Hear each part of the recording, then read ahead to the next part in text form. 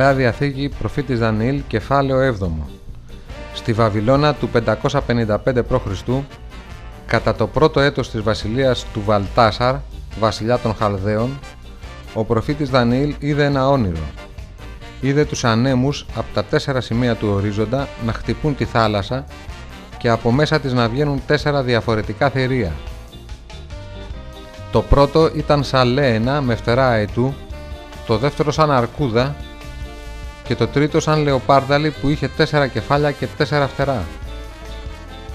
Το τέταρτο ήταν το φοβερότερο απ' όλα. Είχε σιδερένια δόντια και χάλκινα νύχια και ξέσκιζε τα πάντα. Πάνω δε στο κεφάλι του υπήρχαν 10 κέρατα. 3 από αυτά ξεριζώθηκαν, καθώς ξεφύτρωσε ένα άλλο κέρατο που έβγαλε μάτια και στόμα και ξεστόμησε λόγια αλαζονικά. Τότε εμφανίστηκε πύρινος ο θρόνος του Θεού σε όλη του τη δόξα, ανοίχθηκαν τα βιβλία της ζωής και ήρθε η ώρα της κρίσης. Το κέρατο που ξεστόμιζε τα λόγια τα μεγάλα πετάχτηκε μαζί με το θηρίο στη φωτιά και από τα άλλα θηρία αφαιρέθηκε κάθε εξουσία που είχαν στη διάρκεια του συντεταγμένου χρόνου τους. Και ήρθε ένας Υιός ανθρώπου που έλαβε από το Θεό την αιώνιο εξουσία και την άφθαρτη βασιλεία.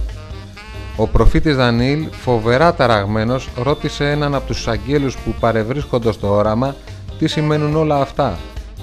Ο άγγελος του εξήγησε πως τα 4 θηρία συμβολίζουν τα 4 παγκόσμια βασίλεια που θα εμφανιστούν στη γη πριν την επουράνιο βασιλεία.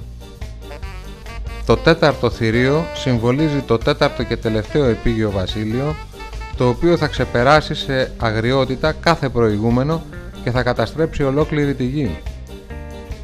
Τα 10 κέρατα του θηρίου συμβολίζουν τους 10 συγκυβερνήτες του βασιλείου αυτού.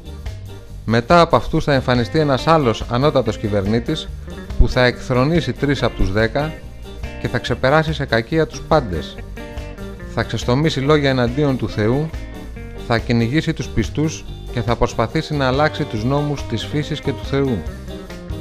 Θα του επιτραπεί να τα κάνει αυτά για 3,5 χρόνια. Μετά θα έρθει η ώρα της κρίσης που θα εξαλείψει κάθε επίγειο βασίλειο και θα φέρει την επουράνιο και αιώνιο βασιλεία.